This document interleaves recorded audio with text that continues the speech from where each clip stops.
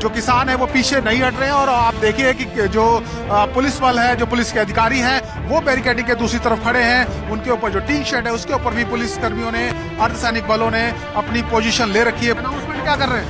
Permission कहते हैं, permission मांग रहे हैं दिल्ली जाने की। वो ना लिस्ट दी है, थोड़े ना ही पिछले लिस्ट से। देखिए बातचीत चल रही है वहां पे। जो किसान नेता हैं जो मौजूद हैं, 101 जत्थे के जो लीडर हैं जो अगुवाई कर रहे हैं, उनके साथ हरियाणा पुलिस के जो अधिकारी हैं, जो प्रशासनिक अधिकारी हैं, वो इस वक्त चर्चा कर रहे हैं। उनको समझाने की कोशिश की जा रही है कि वो पीछे हट जाएं, आगे ना बढ़ें। लेकिन किसान पीछे हट रहे हैं, पीछे नहीं हट रहे हैं।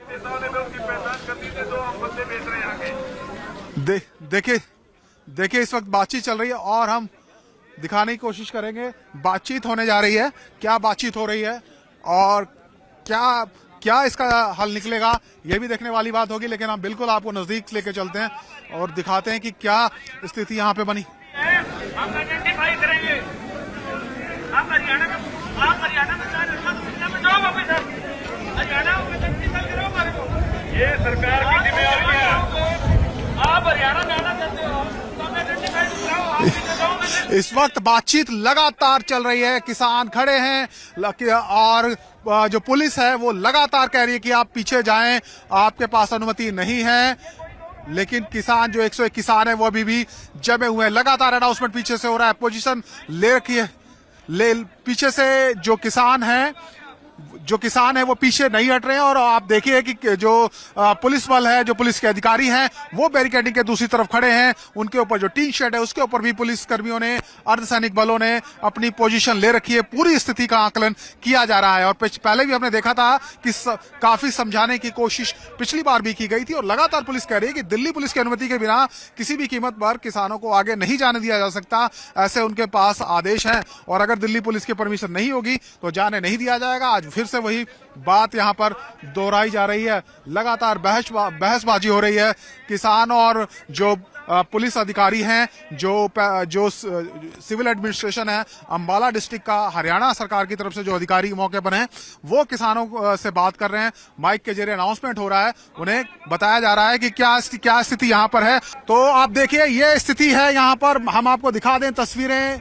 इस वक्त हम शंभू बॉर्डर पर ही मौजूद हैं। किसानों का दूसरा जत्था आगे बढ़ चुका है, लेकिन उनको एक बार फिर से रोक लिया गया है। फिर से एक बार संघर्ष की स्थिति देखने को मिल सकती है। तस्वीरें सीधे ग्राउंड जीरो से हम दिखा रहे हैं अपने दर्शकों को, क्या हालात यहाँ पर बने हुए हैं। 101 किसान जो पंजाब के अलग अलग इलाकों से आए हैं, पंजाब के अलग अलग संगठनों से हैं, दिल्ली जाना चाहते हैं। मांग यही कि एमएसपी की गारंटी दी जाए। किसान जो उपज उगाता है उसको एक एमएसपी जो मिनिमम सपोर्ट प्राइस है वो मिले और इसकी गारंटी दी जाए, सुनिश्चित की जाए।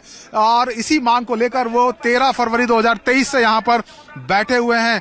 पिछले कई महीनों से आंदोलन शांत था, लेकिन 6 दिसंबर के बाद से लगातार आंदोलन उग्र हुआ है। किसान उग्र हुए हैं। 6 दिसंबर को यानी कि एक दिन पहले ही यहाँ पर जमकर आंसू गैस के गोले चलाए गए, संघर्ष देखने को मिला, कई किसान इंजर्ड हुए।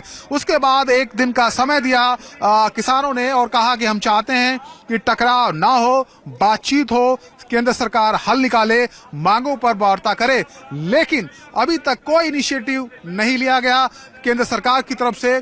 किसानों का ये कहना है कि वो इंतजार करते हैं, लेकिन कोई नहीं आया उनसे बात करने, ना ही केंद्र सरकार ना ही हरियाणा सरकार। और इसीलिए अब उनके पास कोई और रास्ता बचा नहीं है, वो दिल्ली जाएंगे। और दिल्ली क्योंकि निहत्थे वो जाना चाहते हैं, बिना किसी व्हीकल के जाना चाहते हैं, बिना ट्रैक्टर ट्रॉली के जाना चाहते हैं, तो इसमें सरकार को आपत्ति नहीं होनी चाहिए।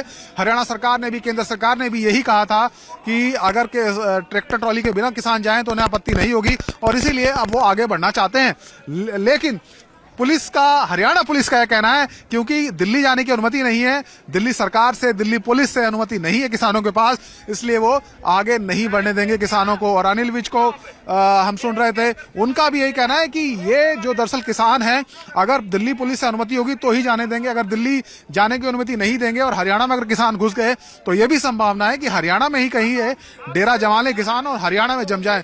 इसलिए ये जोखिम सरकार बिल्कुल भी नहीं उठा सकती है और इसीलिए किसानों किसानों को बिना अनुमति के दिल्ली नहीं जाने दिया जाएगा। और यही बात लगातार समझाई जा रही है, अनाउंसमेंट किया जा रहा है, लगातार किसानों को वार्निंग दी जा रही है, चेतावनी दी जा रही है कि वो आगे ना बढ़ें। और जहां तक वो आ गए हैं, यहां तक की भी अनुमति नहीं है। हरियाणा पुलिस और हरियाणा सरकार यहां पर भी आने पर किसानों के पाबंदी उन्होंने लगाई थी, लेकिन किसान क्योंकि बीते शुक्रवार को जब किसान आगे आए तो जो 3 लेयर्स थी बैरिकेडिंग की वो उन्होंने ध्वस्त कर दी थी, कटीले तार उन्होंने हटा दिए थे, इसलिए किसान मुख्य बैरिकेडिंग तक पहुंच जाते हैं।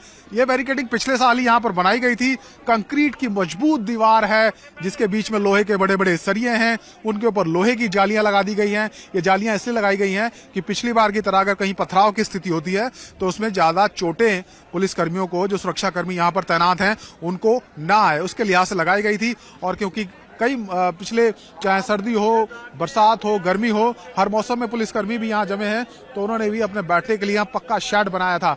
और अब इस शेड की जो छत है उसका भी इस्तेमाल किसानों को खदेड़ने के लिए पुलिस करती है।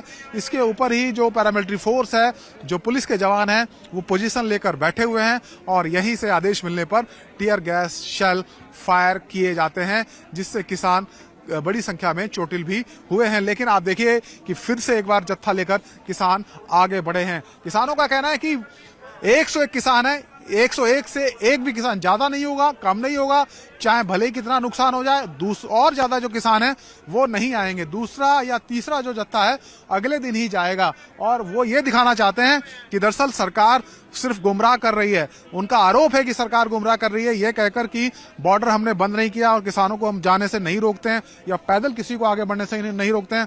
वो और ये सरकार का ये कहना है कि ट्रैक्टर ट्रॉली लेकर किसान आगे बढ़ते हैं इसलिए रोका जाता है। तो किसानों की स्ट्रेटजी ये है कि ये पेश किया जाए दुनिया के सामने कि अगर हम बिना ट्रैक्टर ट्रॉली के भी जाते हैं तो सरकार उन्हें रोकती है। और ऐसा ही कुछ हो रहा है। तो पैदल जब किसान गए तो उनको फिलहाल यहां रोका गया है और बातचीत का दौर अभी भी जारी है। अनाउंसमेंट लगातार किए जा रहे हैं। पिछली बार हमने देखा था कि जो सिस्टम है, साउंड सिस्टम है पुलिस का, यहां पर गुरबाणी भी चलाई गई थी ताकि सौहार्दपूर्ण माहौल बनाया जा सके, लेकिन ऐसा नहीं हुआ, सौहार्द नहीं बना, आंसू गैस चलानी पड़ी थी। और आज एक बार फिर से जो किसान हैं उनको समझाने का प्रयास किया जा रहा है, उनको कहा जा रहा है कि वो पीछे रहें, आगे ना बढ़ें।